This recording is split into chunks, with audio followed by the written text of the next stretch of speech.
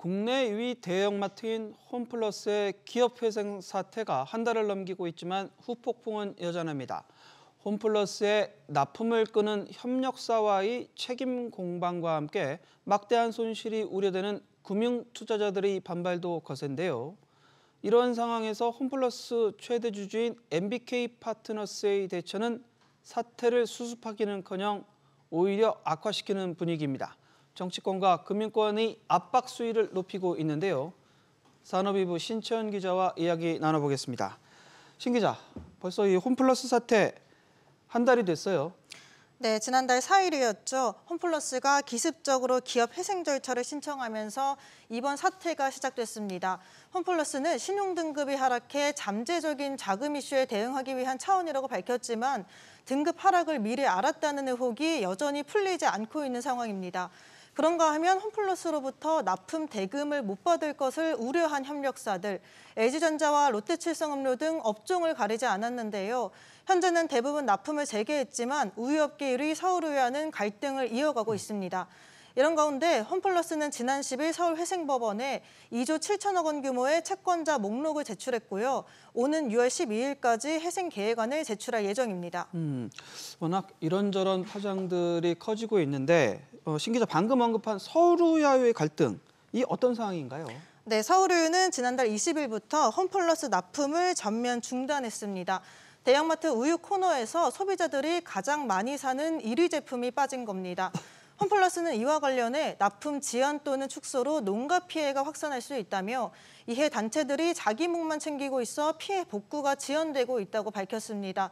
사실상 서울의회를 저격한 발언입니다. 이에 서울의회는 미정산 의뢰와 신용 리스크로 인한 불가피한 결정인데 홈플러스가 본질과 다르게 여론을 형성한다고 쏘아붙였습니다. 양측 간 갈등의 골이 깊은 만큼 홈플러스에서 상당 기간 서울의회를 찾기는 힘들어 보입니다. 금융권 상황도 좀 보죠. 투자자들 반발이 거세죠? 네, 그렇습니다. 홈플러스 카드 대금 기초 유동화증권 발행 규모 4천억 원 가운데 개인 투자자 비중이 45%, 절반에 달합니다. 이들은 최근 김병주 MBK 회장과 김광일, 조주현 홈플러스 공동대표 등을 사기 혐의로 고소했습니다. 고소장에는 개인 법인 피해자 120여 명이 이름을 올렸는데요. 투자자 비상대책위원회가 추산하는 이들의 피해 규모는 900억 원대입니다. 투자자는 MBK와 홈플러스가 회생 신청을 사전에 계획하고 홈플러스 신용등급 하락 사실을 알면서도 수천억 원 규모의 유동화 증권을 팔아 투자자들에게 손해를 끼쳤다며 집회를 이어가고 있는데요. 들어보시죠. 여러분들의 돈을 돌려받는 것과 더불어서 이렇게 앞으로 우리들과 같은 피해자들 양산하는 사기펀드 처벌할 수 있도록 강력하게 투쟁하실 수 있겠습니까?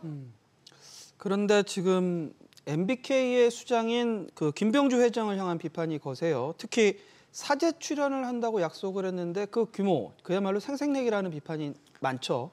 네, 그렇습니다. 김 회장은 납품사들의 미정상금 지급을 위해 사재를 증여한 데 이어 홈플러스가 최근 사모펀드로부터 조달한 600억 원에 대해서도 보증을 서기로 했습니다. 대출 보증과 증여를 합쳐 1,000억 원 규모의 사재를 출연한 것으로 전해집니다. 하지만 김 회장의 지원이 생색내기에 그친다는 비판이 나오는데요. 김 회장은 더불어민주당이 요구한 구체적인 변제안 제출에도 응하지 않고 있는 것으로 전해졌습니다. 시장에선 MBK와 김 회장이 2조 원 정도의 사재를 투입해야 이해 관계자의 손실을 보상하고 홈플러스 경영도 정상화할 수 있을 것으로 보고 있습니다. 들어보시죠. 예를 들어 소상공인 대책책도 하는 건지 구제 펀드를 만들어서 운용을 한다든지 방법도 안 나와 있고 금액도 안 나와 있고 여러 무마용으로 했다고 볼 수 없는 거죠. 그런데 이 김병주 회장이 자산이 없다 모르겠는데 최근에 보니까 국내 자산가 1위에 이름을 올렸어요. 네, 지난 1일 미국 경제전문지 포브스가 발표한 내용에 따르면 김 회장은 자산 규모 98억 달러, 우리 돈 14조 원으로 평가되며 전 세계 부자 순위 280위에 올랐습니다. 한국계와 한국 국적 자산가 중에선 1위입니다.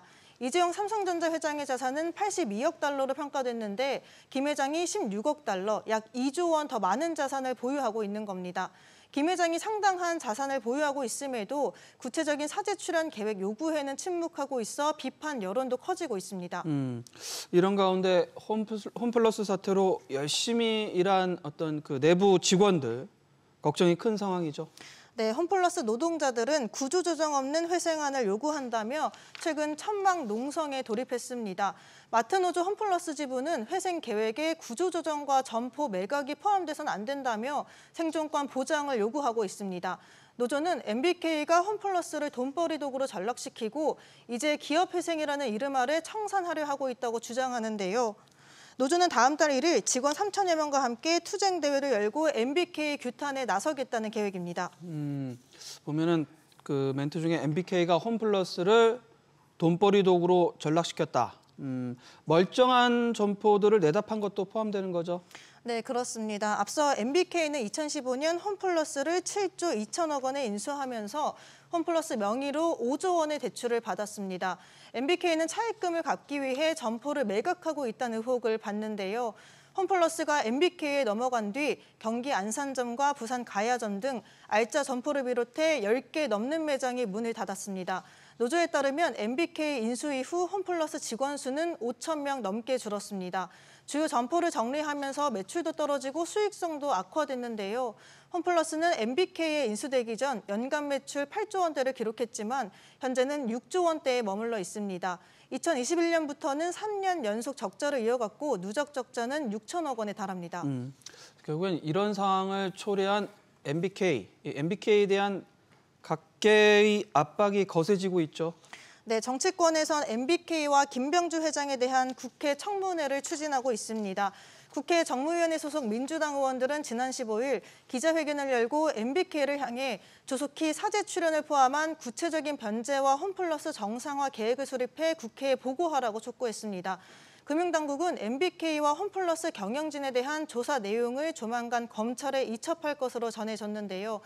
이복현 금융감독원장은 지난 10일 MBK 조사 과정에서 유의미한 사실관계를 확인했다며 이달 중 절차에 따른 조치를 취하려고 한다고 밝힌 바 있습니다.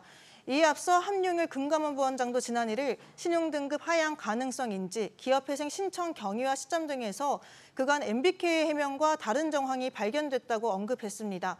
MBK는 지난 2월 28일 홈플러스 신용등급 하락을 통보받고 기업 회생 절차 신청을 준비했다고 밝혀왔는데 금감원은 MBK가 이보다 더 이른 시점에 등급 하락 가능성을 인지한 걸로 보고 있습니다.